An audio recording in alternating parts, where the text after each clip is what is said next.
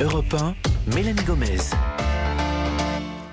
La santé et le bien-être, c'est sur Europe 1 et nous sommes avec vous depuis 15h. Toujours à mes côtés, le docteur Jimmy Mohamed. Et pour cette dernière séquence de l'émission, nous sommes rejoints par Catherine Blanc. Catherine Blanc, sexologue et psychanalyste à Paris. Bonjour Catherine. Bonjour Mélanie, comment allez-vous ? Écoutez, très bien, hein, c'est lundi, on démarre une nouvelle semaine.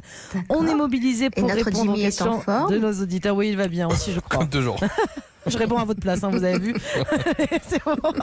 On passe à la question donc de Sabrina qui nous a écrit aujourd'hui. Je vous la lis. Depuis le début du confinement, j'ai remarqué que mon mari passait de plus en plus de temps sur certains réseaux sociaux. Je n'avais pas de soupçons au début. J'ai ensuite décidé de fouiller dans son téléphone. Ah, ça c'est pas bien. J'ai ainsi découvert qu'il discutait avec d'autres femmes. Il me dit que c'est un jeu sexuel virtuel et qu'il n'y a rien d'autre. Dois-je m'inquiéter ? Catherine, qu'est-ce qui pousse le mari de Sabrina à aller discuter avec d'autres femmes via des applications ? Je me suis permis un petit commentaire personnel en disant c'est pas bien, mais je sais pas, fouiller dans le téléphone de l'autre, ça me paraît pas être une bonne idée. C'est pas toujours une bonne idée, surtout que quand on cherche, on trouve toujours quelque chose, pas nécessairement le poteau rose imaginé, mais on trouve toujours matière à se faire peur, puisque de fait, on est porté par l'élan de se dire que l'autre nous cache des choses, parce que nous cachons tous des choses à l'autre, pas nécessairement, bien sûr, dans quelques passages à l'acte, même dans le passage à l'acte d'échange virtuel, mais il y a toujours quelque chose de nous, de notre rêverie, de nos émotions qui nous appartiennent et que l'on traduit d'une manière ou d'une autre, et si nous fouillons, évidemment, on trouve toujours des choses qui posent question et potentiellement nous brusquent ou nous brutalisent.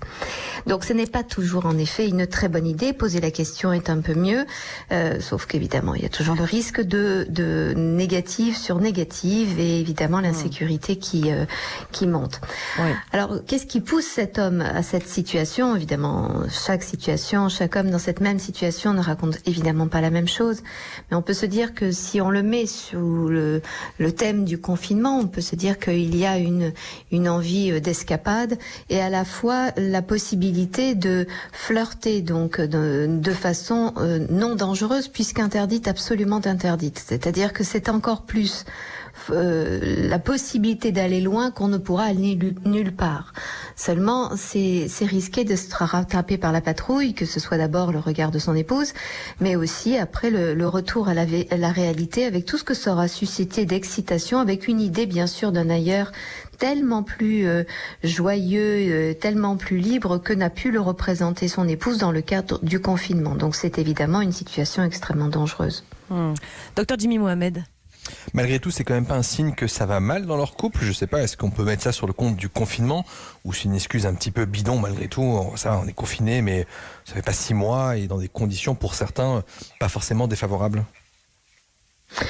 Alors, c'est pas nécessairement que le couple va mal, c'est que le couple a été un petit peu a fait corps dans ce cadre-là. Donc, vous avez raison, le confinement a bon dos, mais il n'a fait que accentuer certainement un processus qui est le processus de nombre de couples où nous faisons un bon tandem, nous gérons le quotidien et nous oublions de nous proposer des choses nouvelles et des choses curieuses de nous. C'est-à-dire, quand je dis curieuse, rien d'extravagant, juste que l'autre ne sait pas qui nous sommes exactement et on ne sait pas qui il est exactement. Et à force de trop se connaître, soi-disant par cœur, et partager chacune de ses réflexions, de ses soupirs, de ses difficultés, de ses douleurs, de ses peines, de ses ras-le-bol, eh bien évidemment tout ça manque de sexy. Alors on cherche le sexy ailleurs. Mais effectivement, vous avez raison, Jimmy. On ne s'improvise pas, on passe pas de fou amoureux dans une complicité extraordinaire au prétexte d'un enfermement de 2 mois seulement, comme vous dites très justement. Le désir n'est pas quelque chose qui nous tiraille à ce point que tout d'un coup on devient un aventurier, quand bien même ce serait de forme virtuelle. Et Catherine, pour terminer, comment elle doit réagir cette jeune femme ? C'est une infidélité ou pas ? Est-ce qu'elle doit, je sais pas, se fâcher ? Est-ce qu'elle peut comprendre que c'est uniquement du fantasme et que ça va pas plus loin pour son mari ? Finalement, ça signifie rien. Qu'est-ce que vous lui conseilleriez rapidement ? Je pense que dire que, écoute, c'est du virtuel très bien, mais il y a des vraies personnes derrière ce virtuel. Et des vraies personnes qui existeront toujours dans la vie quand le déconfinement se fera. Et tu peux comprendre la peur qui peut être la mienne.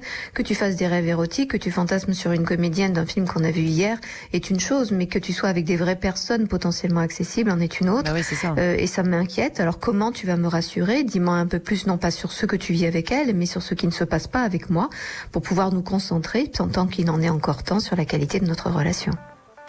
Bon, donc c'était pas quand même une infidélité, mais il faut parler, la communication toujours. Merci beaucoup Catherine pour tous ces conseils. Merci Jimmy, on se retrouve bien sûr demain à 15h. Vos questions au 39 21 sont toujours les bienvenues.